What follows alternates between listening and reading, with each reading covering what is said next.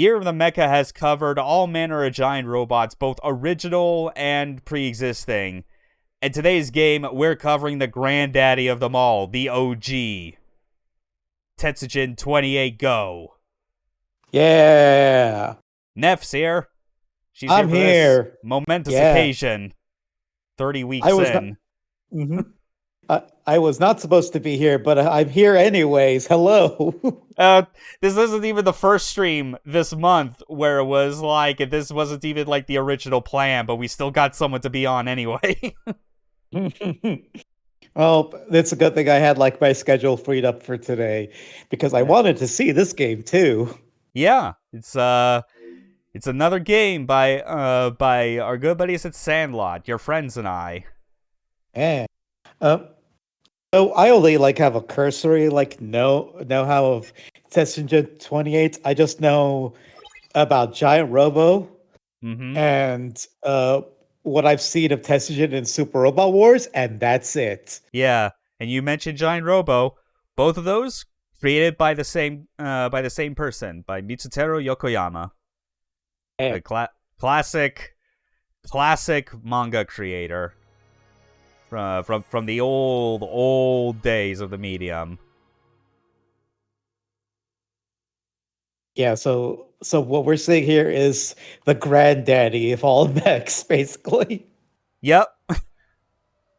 I do have to wonder that Bandai logo is explicitly like a really, really old one that they had, and they decided to go with that since Tetsujin's story is like set in the 1950s. Maybe. Yeah. Oh yeah, there it is. Is that the classic like opening? Yep. Specifically the rendition as it was made in the 2004 anime, which this game was released that year as a tie-in, although I mean, I'm not an expert in Japanese. I can't translate this shit on the fly, but just holding up but looking up stuff online and even using my phone's like Google Translate with the camera, I can tell that like this is not the same story. It's just the same robots, characters. I'm pretty sure even the characters in this are all sharing the same voice actors that were in the anime, which directed by the GOAT himself, Yasuhiro Imagawa. Yeah. It's his weird unknown fourth best mecha anime, I'm going to say, because I think whenever it comes to his works, it always comes back around to Giant Robo, G Gundam, and Shin Mazinger Z. Yeah, I'm gonna be honest, I did not know about this anime before you mentioned it last time. Yeah, and like the hell? Wait, oh fuck, what the hell? I thought oh god damn it. What happened? Excuse me, technical difficulties, something with my fucking shit. I am not getting any sound. Fucking Christ. No sound from the... Oh, okay, well, you spoke, so it's like, I'm not hearing any sound from the game. Jesus Christ, I've not had this issue in a long while. Fucked me up that I even skipped the rest of the goddamn opening. But, shit, whatever. Hold on. Well... shit. Okay, just a second. I'm gonna... simply... monitor only. Yeah. Okay, now I'm hearing it again. Okay, yeah. Sorry about that. Jesus Christ, I've not had that OBS issue show up in a hot minute. That's an odd one. Yeah. Oh well. But yeah, this is Tetsujin 28. And I think what we were talking about was especially with like the 2004 anime, it's like if you watch Shin Mazinger Z and you're familiar with how that was basically like, you know, like a huge like reimagining, but still ultimately like faithful to like the aesthetic and like themes of like the original manga, as it were, like the very source material. This was basically the 2004 anime for Tetsujin was basically the same thing. It was very much leaning into the fact that like this was a post-war era kind of story, which makes sense because Yokoyama like grew up like he was like an elementary school kid during the Pacific War, so like he was around for like when that happened. He kind of had that fresh in his mind. So let's see. Don't think we have the game audio, but I think I heard it for a second when you got it working for yourself. Seriously? Hold on. I'm at least going to...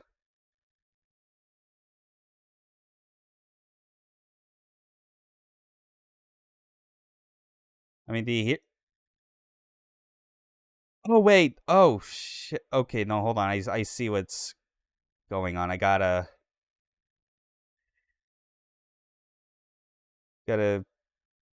re-update one of, like, these plugins. Okay, I think that fixed it now. Yeah, I had to... like, update, like, the audio output capture. There it is. Okay, so here we are, and just because I'm gonna be cheeky with this, I'm just gonna use, like, a fucking, like, 100% save that I downloaded off of GameFAQs. You're welcome. Like, everything's all upgraded to max.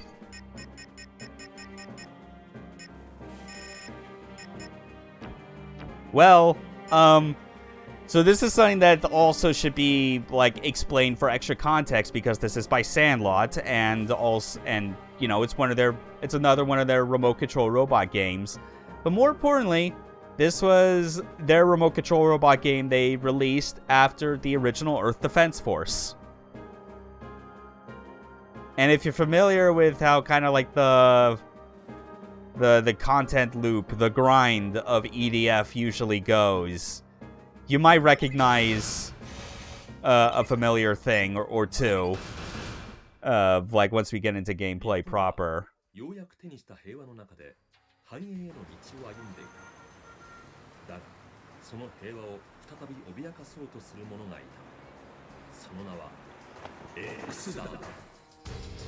Mm-hmm.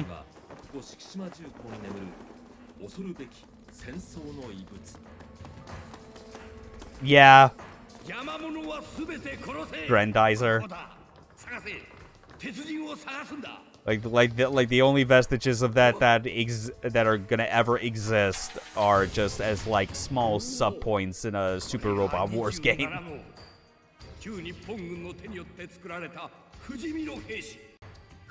Yes, and here are the villains.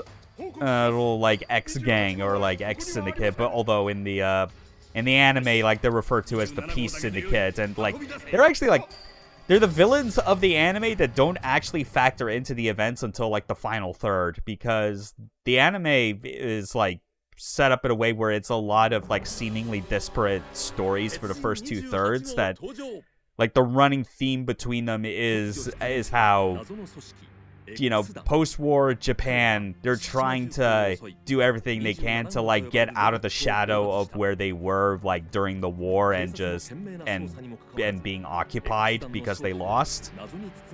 And instead of it going in the route of like some bitter IJA apologist trying to bring back the glory days, it's more like, we just want to bury this shit behind us, please.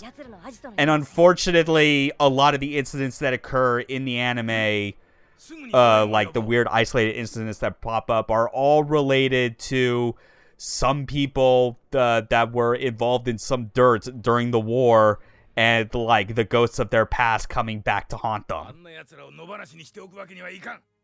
Yeah, which makes sense, because it's like that, like, there's no mistaking when it comes to like a lot of like these very classic creators in like Japanese like manga anime history, you know, like Yokoyama, Osamu Tezuka, Ishinomori. It's like you can feel just the anti-war sentiment just beating you in the fucking face. Like there's no subtlety to like the politics that they have, because they kind of like understand just like living so close to that point in history for them, how absolutely devastating it is. Mm-hmm.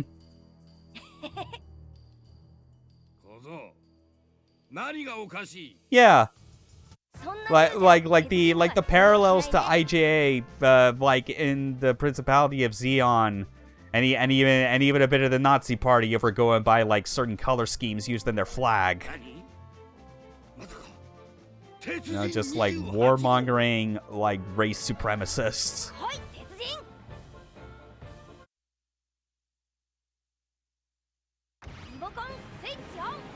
Here he comes.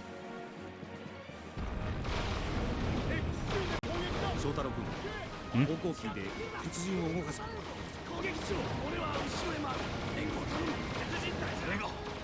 What the hell is going? Oh my god. Oh, shit. So many audio things failing, for fuck's sake. God. Oh no. Alright, speak again. Hello. Hi. God damn it. This is... Oh, fuck. Oh. After months of not having to deal with any fucking scuff on this stream, Karma has decided to, like, just read me in the ass for it. Oh my god. Too harsh? I don't even know anymore. I don't know. Listen, we got... Let's just grab these goons and just chuck them off screen. So what's happening? How are you controlling this game? Okay, so I can say up front, controlling Tetsujin, infinitely easier than any of the Mega Knights in Robot Alchemic Drive. We do not need to alternate the shoulder buttons in order to walk. This is just tank controls with the D-pad. Yeah. And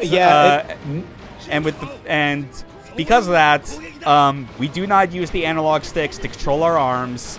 There's nothing funny with that. Instead, what you do is that all your attacks are with the face button. Right now, I'm just keeping it simple and using like the X button to pick up these X Syndicate goons and tossing them into the dirt. Which, that never gets old. I love how simple it is considering how like grabbing was technically a thing that could be done in these earlier remote control robot games, but like it was so position specific and kind of finicky. And, like, not many missions in either Remote Control Dandy or Robot Alchemic Drive ever, like, made a situation where you needed to do it. Anyway, here are all these gems and stuff that we have to physically run over and pick up. You might be getting flashbacks to having to pick up all, like, the weapon boxes in EDF, you know? This is kind of what I was talking about. This being a post-EDF developed game. Yeah, this is just... Yeah, like, I can't get enough of seeing you pick them up and just toss them like ragdolls. Yeah, but then with the face buttons, square and circle are basically your right arms, but you can hold the button to charge up each attack. So charge it up to red, and it's a chop. Did you even need to get that building? Yes, actually. That's technically the goal, because like that's the hideout. Oh, okay. Now we just wrap up the rest of the goons. There's even an extra handy quality of life thing that this does. Oh yeah, and you can pick up objects if you want. That helps.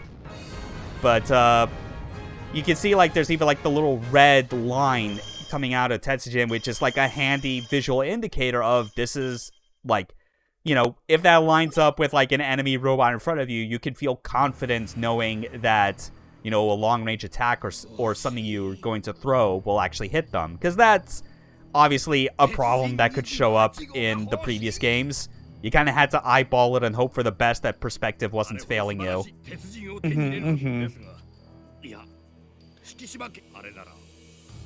Yeah, this is like...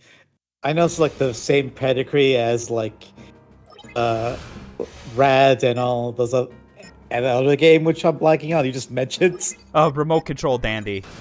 Yeah, but this still has a different feel to it. It really does. Yeah.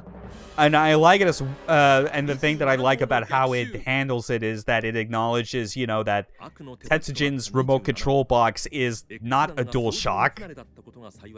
You know, they don't have like that cheeky little excuse with the previous games where it's like a weird, like two-pronged RC controller looking thing that happens to have two analog sticks and a bunch of face buttons and D-pads.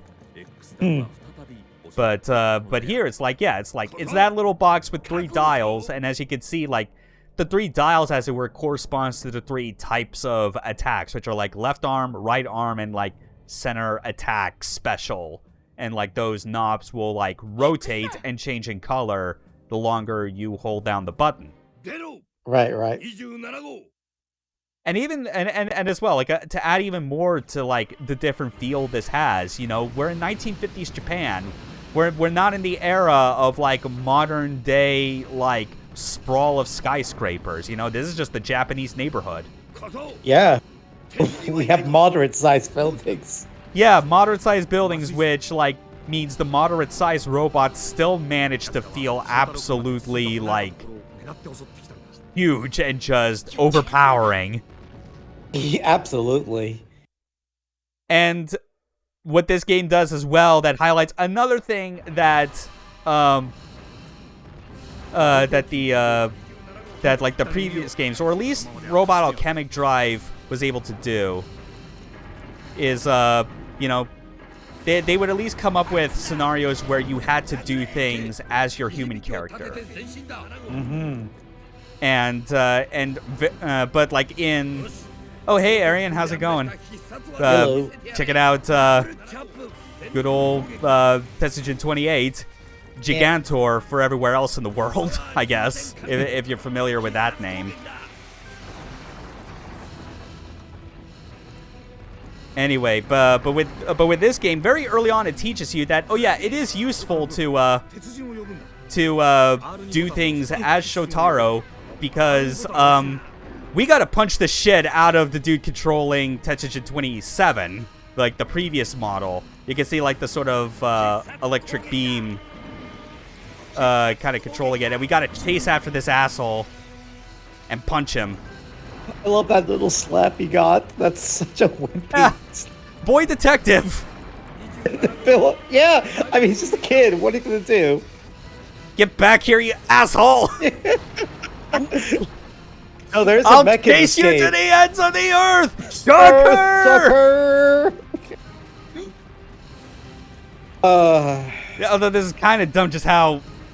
Oh, man. And I can't even strafe run really effectively. Oh, shit. We do have a mech we control, just not in this level yet. Not yet. Not until we can punch this dude to distract him. This is so goofy. Look at him go. Oh my god. Could you run any faster, little boy? Oh my god. Fuck you. Ah. I'm sorry, Professor Shikishima. I hope that that robot is not like stomping on you or causing too much property damage. I am trying to chase this asshole and punch him in the ass. Do you see him walk that fence? Now he's just styling on you. Now he's insulting you. Oh wait, he's God. It's even worse because of the fucking like you stop movement even for a brief bit. Like every time you go to throw a punch. This is just. This neighborhood's just gonna go endlessly. I feel. This Wait, is amazing. no! Invisible wall! Invisible wall! It's a wall! Invisible wall! Get him! Get him! Get him! Get him! Yeah. Fuck you, asshole! No, he jumped. Oh wait. Oh, Shikishima, you were here the whole time. You want to start punching him too? You want to join in? You want to do anything? Okay, well now we'll actually deal with things. So we press R2 and we call Tetsujin, who will fly to our position, which is actually really cool. I'm in tears. I'm dead after that. Yeah. I'm actually trying to see if I can still do it even now where can you grab me right now to or not? Okay. Well, he grabbed the piece of the ground. That's something. Unfortunately, like, the robot we need to fight is all the way over there. Oh, wait, no, that wasn't a piece of the ground. We just picked up a house. What the fuck? Yeah, we just taking a house with us now. And people, like, try to argue throughout the entire anime whether or not Tetsujin is a tool or a weapon. Does this look like a tool to you? I don't know. I don't know anymore. maybe not a weapon, but definitely a public nuisance. It's a... Listen, nobody's in that house. Are that masks or they sock humans? They're supposed to be masks? I don't know. Fuck your house! Fuck you. I hope you like being homeless. Oh no. Well, there goes the frames. Yep. You know it's a Sandlot game. Oh no. Yeah, giving me more control advice, because, yeah, Professor Shikishima is one of Shotaro's mentors, like, was an assistant to Professor Kaneda, Shotaro's father, who created Tetsujin 28. As a weapon of war, originally, I should add. Yeah.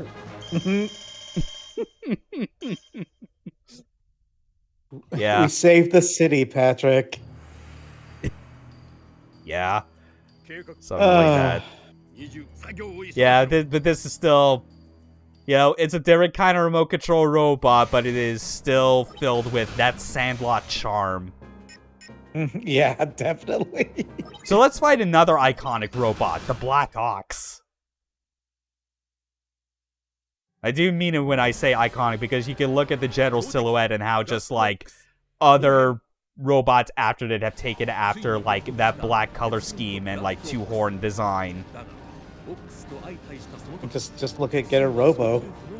I mean, look at Griffin in Path Labor. Yeah, that's it. And Master Gundam. It has that same head design. Oh, it does. Yeah, it does. It really is, like, the more I get older and, like, have dug through, like, the history of this genre, the more I definitely appreciate, like, these really old designs for giant robots, and that it is my ultimate litmus test for if you cannot even, like, appreciate, like, even the thought process behind their design, it's like you have no taste. Yeah. Because it's like, even, like, when it comes to Tetsujin itself, like, yeah, it's a very spherical, oval-looking robot. It's kind of goofy. It doesn't have any sort of, like, ergonomics or sleek design of, like, modern robots today. But it's really not hard if you use your brain for even a moment to look at it and just go that there is, like, a medieval knight motif to it. Mm-hmm.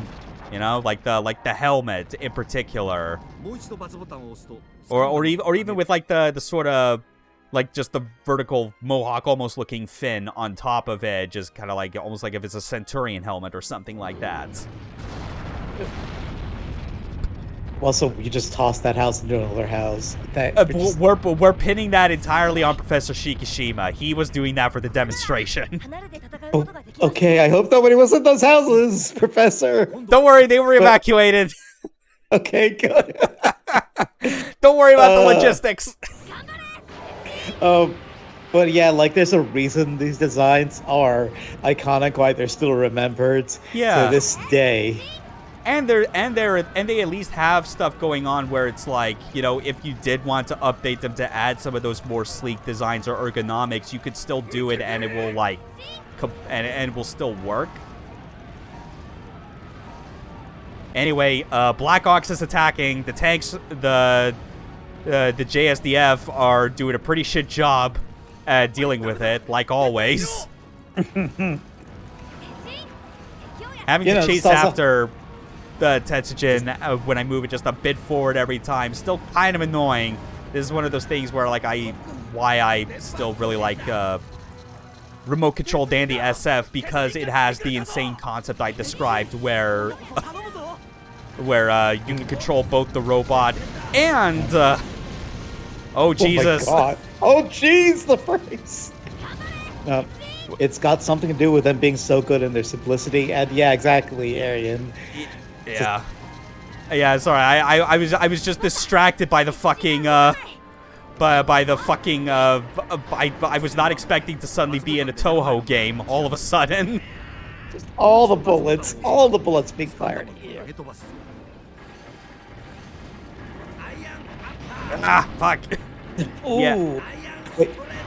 Did it say Iron Cutter? Oh, Yeah, it did. oh my god, yeah. Oh my god, the ragdoll. Ox, please. Fuck. You know what? No. We're doing this again. Okay, slap him, Yeah, I guess. and guess what? That distracts him long enough that I can do this. Amazing. Amazing. Oh, I think I just Are you I think I dead? just uppercutted myself. Oh, well, F. I'm sorry. Whatever, Uppercutted we're just neck. rapid fire doing all these other types of missions. Maybe I'll, for simplicity's sake, even though I was kind of OP, I'm just gonna bump things back down to normal. But yeah, you can see right there, like, what I did, just chasing after the goon that was controlling Black Ox to punch him out. That is a viable strategy. That is legit a thing where it's like, the game encourages it more as, like, a regular occurrence. Whereas, like, in the later missions of Robot Alchemic Drive, you would have things where it was, like a small human-sized alien would be running interference, making it difficult for you to even control your Mega Knight. So you would have to go around and not really punch him, but just toss grenades to blow it the fuck up. Yeah. But here it's as simple as, like, nah, you just run up and punch the bastard. Just this little child going up to a grown-ass man. Yeah. And just slapping 20-year-old him. boy detective who also apparently has a driver's license. Because he drives his own car. Kid, like, Shotaro is a kid of fucking privilege. To the point where, like, when it gets to the point in the anime where, I guess spoilers, Shikishima disappears supposedly after committing suicide, even though that wasn't the case, and the police chief, who's like Shotaro's surrogate dad, basically gets relieved of duty. He suddenly loses on a lot of the privilege he's had up to this point. Now you know what life is like for everybody else, kids. Yeah. When you're giant robots. Yeah, there's Ogawa. There's the little police chief. Just gotta love that mustache. I just love that classic, like, design, those character designs. Yeah. It's even replicated really well in the 3D character models you saw there. But yeah, here's a weird one where we gotta basically fight three of these at once. Oh no! Oh, I hope. Oh, I recognize that pink-suited asshole anywhere. Who's that? Kenji Murasame, who is a character that originated from Tetsujin, but like many other characters, ended up being a major part of the cast in Giant Robo, The Day the Earth Stood Still. Yeah. Now You I remember remember. the dude who's literally immortal? Yeah. He shoots himself in the head in front of Daisaku in order to demonstrate that this is what he has to deal with. And here in at least I can say in the anime, his role in the story is that he's kind of like a recurring like side antagonist for like the first third of the anime, because his brother gets killed by it's more like one of them is his actual brother and the other is like a blood brother kind of situation, but the two of them basically get killed during Tetsujin's activation because Tetsujin somehow arrives in Japan inside like a giant decommissioned missile that launches from one of the southern islands. And it's like, and like he's kind of going out of control. So it leads to Kenji just kind of going through an arc where he doesn't see what's so great about Tetsujin and blames him for the death of his brothers. So kind of has a bit of a rough antagonistic relation with Shotaro as a result. We're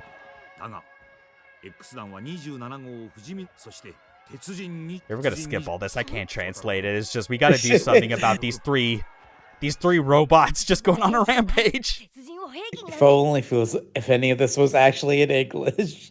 I know, but that just comes with how this stream series goes. You know, there's going to be some Japanese games by necessity because so many of these just never came out in the West. No, yeah. Being a mecha fan is hard. Yeah. Shoulder tackle. Look at that. Nice. Well, rip to that one, guy. Oh, yeah. Oh, my God. Oh, I missed. God damn it. Ah, shit. Whatever. You can do it again. No, they're too close. I guess you have to buy those abilities? No, it's more like Oh my God. No, because like the thing is, like, because Tetsujin on this file is already completely upgraded, like, I don't have to worry about, like, losing out on anything. The only thing that you can't just immediately gain access to are the, there are certain charge attacks when you hold the triangle button that only work if you have, like a secondary meter. It's like a circular meter underneath your health bar on the bottom left. That like has to charge up over time. That's basically like your big super finishing moves. You know, kind of have the same thing in Robot Alchemic Drive. But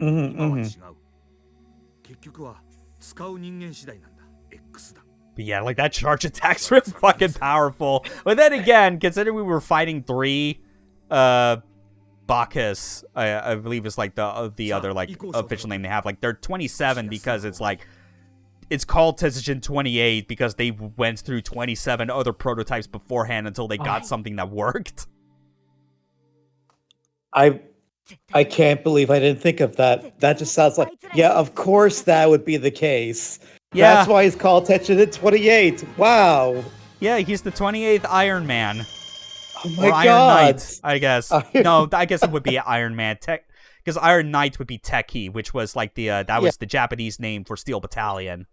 And there's also Tetsuo the Iron Man. Is that what you're thinking of? I was thinking of Tetsuo the Iron Man. Yes. Yeah, which is a very different, very horrific thing compared to this. That is not a mecha anime. That is a horror show. yeah, that's a fucking body horror masterpiece. Holy shit.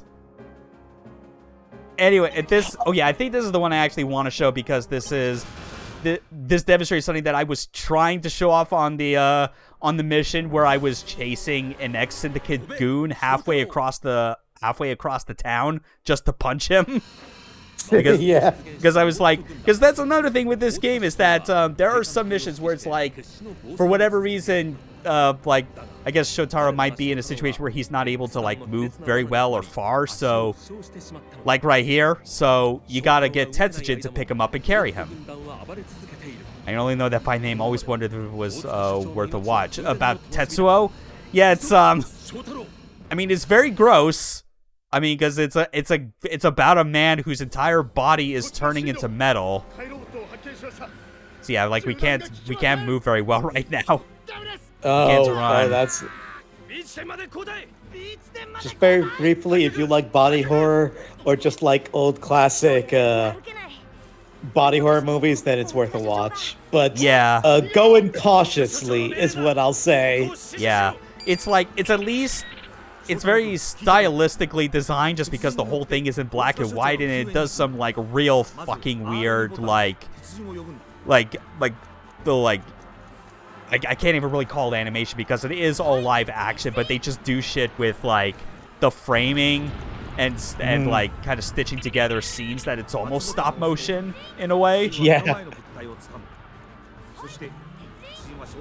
All right, so what was happening? Like you were injured or something? Oh, you just... Yeah, I'm trying to get Tetsujin to stop just going up and flying, so I gotta get him to come over here.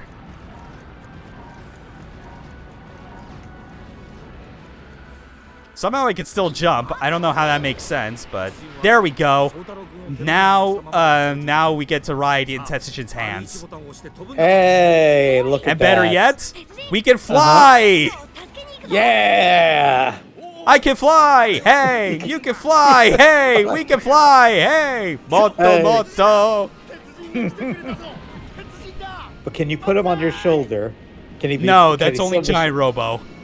Damn. There we go.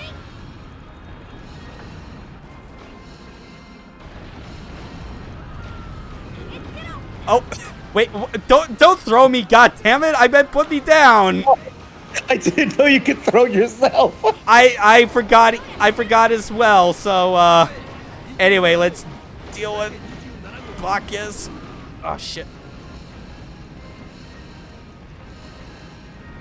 You can get it. Oh shit. Oh well, that works. Oh my God. Yeah. What you got, assholes? Nice. Love the physics of this game. They're Yeah. so Sandlot physics are unlike anything else. It's just the way the fucking frames die and with all those explosions.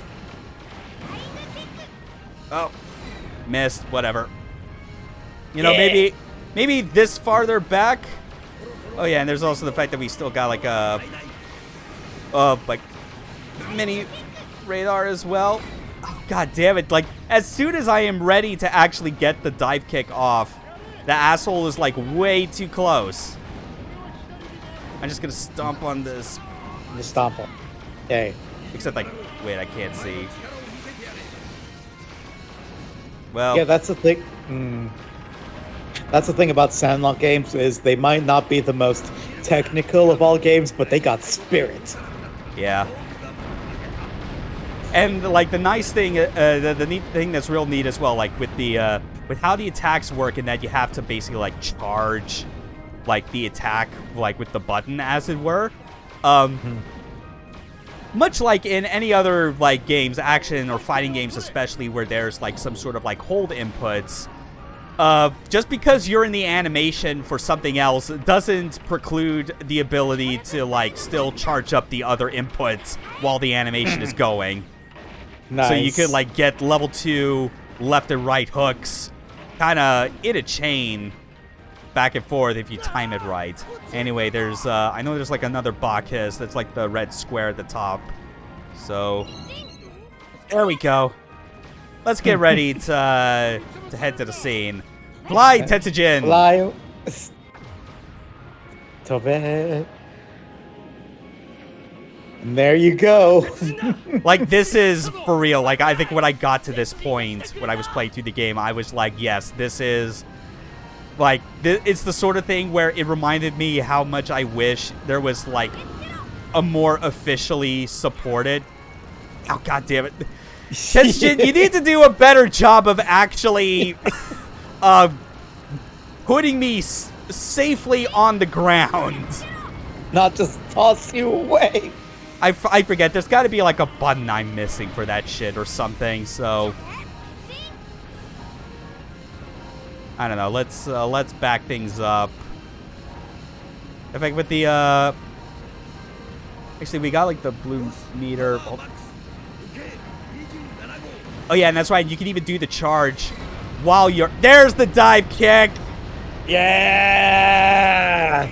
But yeah, it's like, yeah, what I was saying with like the charge, it's like you can charge up the inputs literally as you're doing other things, which includes moving.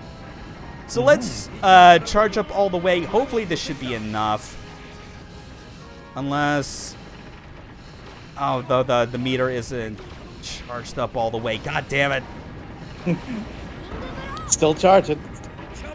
Yeah, I just want that meter to get to full.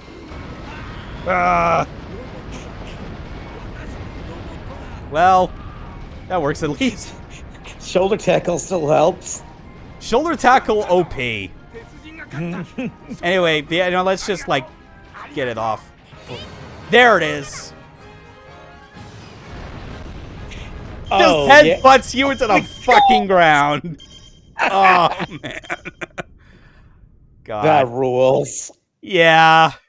Like, yeah, with this game, it's like, I really do think because I mentioned before, I think this is like my second least played out of all these remote control robot games, as it were, the Sandlot style of mecha games. And I really do feel like I need to actually spend more time with this, because moments like that do remind me how it's like, yeah, this game isn't as insanely complex in how to control it like Rad is, or have like the really convenient feature of remote controlled and the SF, where you're able to control both your human and robot character simultaneously. But the stuff that this game does that feels distinctly Tetsujin, though, is it really, like, no other game before or after this replicates it. Like, picking, like, actually having animation and mechanics in place that make it so you can pick yourself up with your robot and then fly around with it. Like in a game, in a style of games where it's all about conveying an insane level of scale because you're just a small human on the ground. Oh god, it is such an indescribable feeling. That's literally what it is. Because I'm trying to come up with ways to describe it, and I can't. Anyway, like here's Gilbert. Oh my god. But yeah, it's like, there's just nothing like it, you know? Yeah. Even the PS2 Giant Robo game, which was not made by Sandlot, but it was made by Tamsoft, doesn't even come close to this, which is, I briefly tried that on my hard drive. It is like, it's real stiff and clunky in a way where it's like, I wish it wasn't. And even then, in that particular game's instance, it's like, it's not even like a real single-player campaign. It treats it more like it's an arcade fighting game. Like, you're basically, like, in an arena with, like, your robot versus another robot in their, like, human controller, and you're basically having to fight it out in a big arena. And nothing like this, which is kind of trying its best to simulate the experience. Yeah.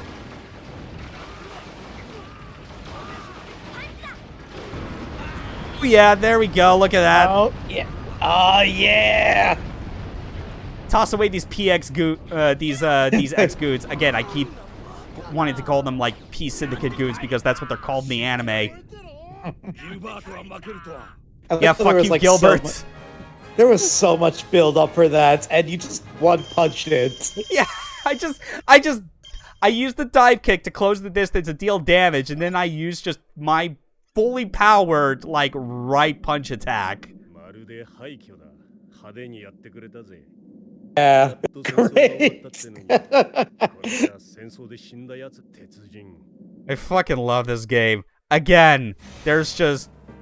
It, like, again, like, the way I describe it, like, with why we just can't get any more games like this, is like, I can't even describe it as developers just don't have, like, the time or the skill to make it happen. It's like, no, there is no one brave enough to make games like this. Or maybe there is someone out there, that one indie developer, but it's also like, I need the money, please. Yeah. Let me make my dreams come true. Yeah. I actually want to... I'm trying to remember if, like... Because I know there's, like, a second mode for this. I think... Because, because I was just showing, like, bits of, like, the main story missions, as it were. But there's, like, an entirely separate, like, Yo, Ben! Bentar. Hi, Bentar. Cool to see you in here. Yeah, like, what we were basically showing off for, like, the first 40-plus minutes of this was the, like, the main campaign missions, as it were. But, here is, like, this, technically, like, I guess you could see from, like, like, when we were initially selecting the mode, is that there's, like, a versus mode, but I think it's in single player. I think there's the ability to do, yeah, like, you have, like, these extra missions that are way more focused on fighting, like, these particular robots that have existed all, like, as part of Tetsujin 28. And, like, it's no further story context, it's just more specific challenges that involve them, you know? So we're Black Ox. Let's fight Tetsujin. Let's have a bit of a role reversal. I love me some role reversals. Also, what's with the trophies, by the way? Those are for the difficulty levels. Because that's another thing that's a result of this being Oh yeah, and I also got to get used again to the different controls, the different inputs as Black Ox because I don't have the shoulder tackle. Oh my god, yeah, they got different controls too. I didn't think about that. Death Blossom attack. Not. Oh, look at that! Look at that! Yeah. Can't believe you turned into a Toho. Yeah. And I've been like listening to Toho game soundtracks again as of late. Nice. Preparing yourself for this. That was not even a challenge. That took like 2 seconds. You're right, it wasn't. Let's see, because I'm trying to think about like what other ones would be good. So, 2 Black Oxes. Why not? And we'll even bump it back up to hard. But yeah, we get like also like different characters that are like the controllers for the different robots, as it were. But like this is like a cool thing because I guess it makes sense that they would be able to like make these all like properly playable just because of how like the oh fuck Oh no! Oh my god! Oh, that seems unfair. That seems a little. Come on, Gilbert, fucking do something.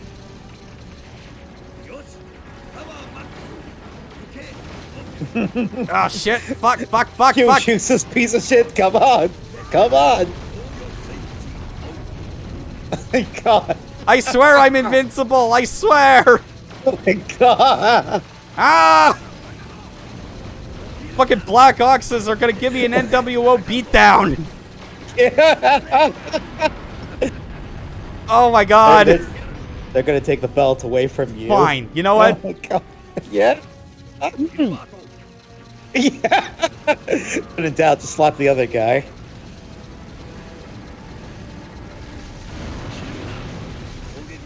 I mean, I'm not dying at least. That's something.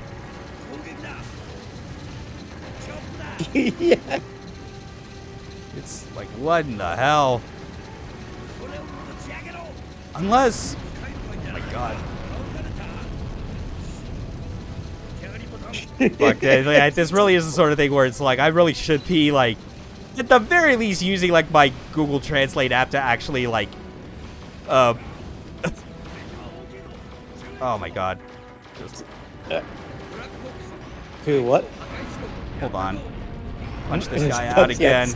Because I think, like, another thing I was noticing with, like, the Black Ox, or at least one of them, was that it just seemed like there was, like, a weird, like, ring around the top of them. Like, you kind of see it. Okay. There we go. We at least did something, but no, see how it's like, I get in range of that one that's, like, emitting a pulse. And, like, I'm just not able to do anything. I think that's actually what the issue is.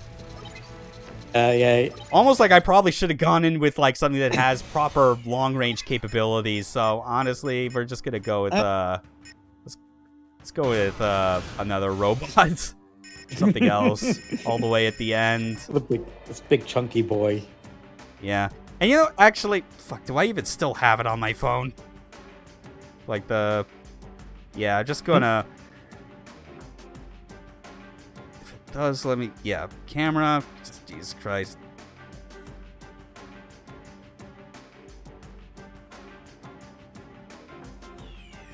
Tetsujin 28's in danger. Shotaro, let's go help him right away. Or whatever it is. I don't know. It's like...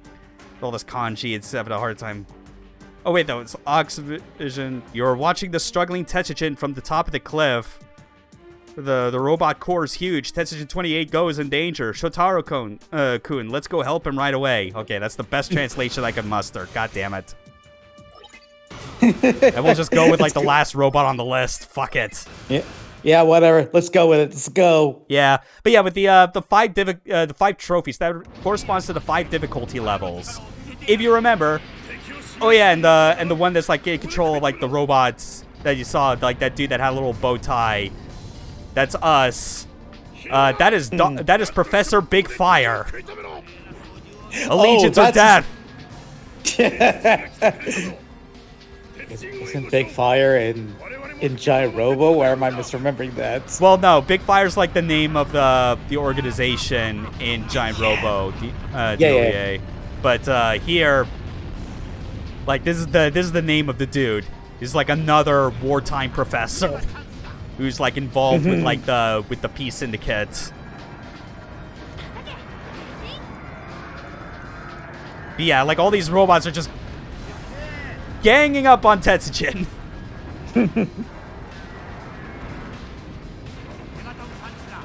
Well, might as well just join in, I guess. Or you're saving Tetsujin, right? Yeah. Okay, we do have kind of a shoulder tackle, but it is a much, like, slower build-up. Yeah. What the hell? Oh my god, yeah, you could just see him down on the ground. Barely. God, he is just getting pounded by those guys. It's that JoJo meme now. Yeah. Yeah, the dude takes a drink and then joins in on the beating. Yeah. Oh my god, yeah. God, I love this Sandlot frame rate. Oh my god! Oh, look at it. It's beautiful. Oh. It's beautiful. You know, even though I was gonna be like, was originally planning to get Kaboom for this, I am still glad we got this because this is Robot Alchemic Drive all over again. It really is. You mean with me just being giddy about everything that's happening? Oh, more robots coming in from the opposite end. Let's see. Can you pick me up? Yep. Yeah, you still can. Yep. Yeah.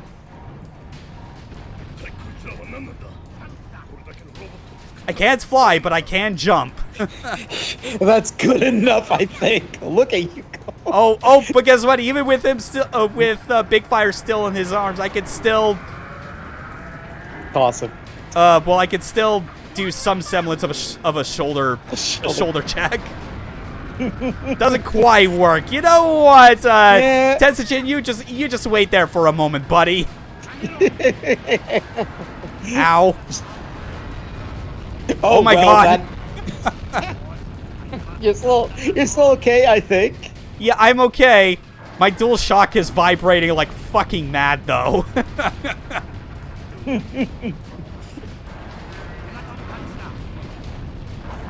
Oh my god. Oh my god. Holy shit, dude. Look at that. Oh my god. Yeah. Oh, man, why did I not play this as much as Robot Alchemic Drive? I really am starting to wonder that. I don't know. I'm asking the same question. Oh, Tetsujin's dead. Whoops. Oh, well, whoopsie. Probably not the best robot to use for this, but whatever. I wonder if there's... Let's at least do, like, one more that's worth showing off. Yeah, just another random one. But yeah, God, what was... Yeah, I keep getting distracted before I can say, like, what the 5 difficulties are. It's like, if you also remember, in Earth Defense Force, there were, like, 5 difficulties for that. Easy, normal, hard, very hard, and Inferno. That's basically that. Like I said, this was the first remote control robot game they made after Earth Defense Force Original.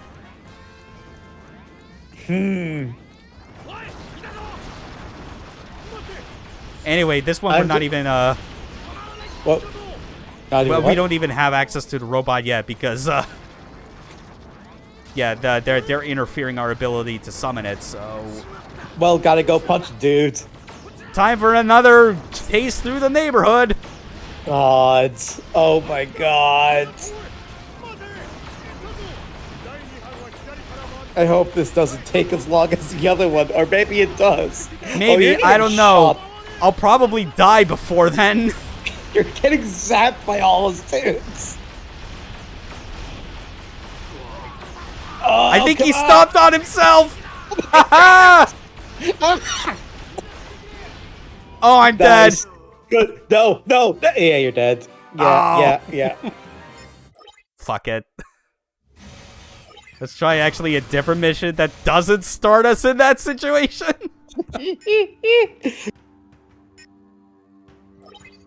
Fuck it, this better be the one.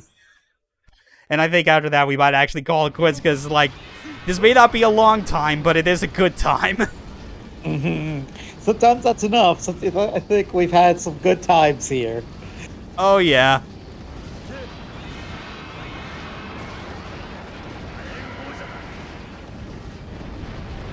Okay, so we're just shooting flames out of her head. Nice. I like that. Come on, get up. Oh. Oh, they all flew. Yeah. Whoops.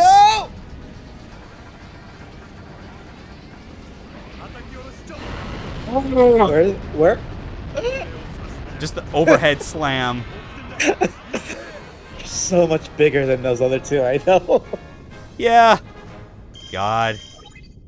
What a fucking hilarious but still, like, awesome game. Yeah. At least maybe, like... Yeah, it's just... You know, I feel like with, like, the Google Translate stuff, like, I appreciate that things are at the point now, like, with your smartphone where it's like you could just download an app that has it tied into your camera and you can take a picture or just point it at something and it will automatically on the fly translate what's on screen.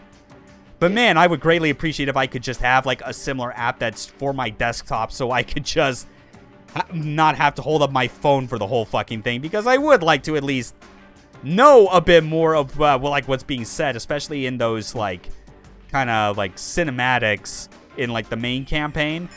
Like, yeah. But yeah, this basically was just this is Tetsujin 28 Go in a nutshell. Like, your two game modes, as it were. You know, you got your story, and then you got your extra mission mode that, like, I mean, like, that has, like, a 2-player mode, which I have to imagine is still, like, yeah, it's still the same missions, but you could co-op them. You know? Like, if we had a second controller in there, they would, like, pick the other one.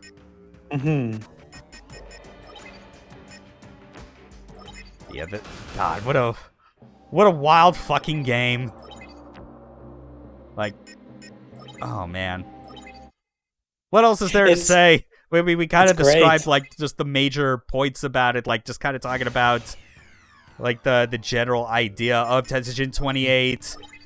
Talked a little bit about the 2004 anime, which I watched. You know, the similarities to previous Sandlot Mecha games and the ways that this one just completely deviates, you know? You know, like, even with, like, I could definitely say, this is, for a lot of people, this would probably be, like, the easiest one of them for people to get to grips with the controls on.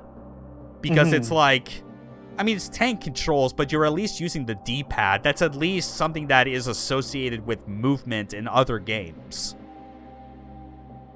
But, like, all the other interesting things you can do with, like, setting up, like, some wild combos if you get room to do it with, like, the different charge levels of attacks. And even just the euphoric sensation of picking yourself up with Tetsujin and then going into flight mode to just travel from one end of the map all the way to the other. It's fucking wild. Yeah, I think they captured the spirit of Tetsujin 28 pretty well, though. Yeah, it's the sort of thing that does make me wish that, like, the same thing could have happened for, like, that Giant Robo game. But I feel like, I almost feel like the only way they'd be able to also make that work is to, you'd basically have to make, like, an additional separate game that is about you playing as the experts of justice and having, like, their weird martial arts bullshit, and then you just have this giant robot gameplay style tacked on top of it. I feel like that's the only way to really make it work. Like, even with this demo attract mode, you're even getting more of a sense of things that, even still, I didn't do the best job of, like, properly demonstrating, you know? I mean, like, like, we saw Tetsujin grab Black Ox by the arm and just flail that fucker, like, tossing him around. The ragdolls are still great, no matter what. Oh my god, look at that. Yeah. There's some amazing ragdolls. Just whoop, whoop, whoop, whoop, whoop. Yeah, just imagine that sound effect.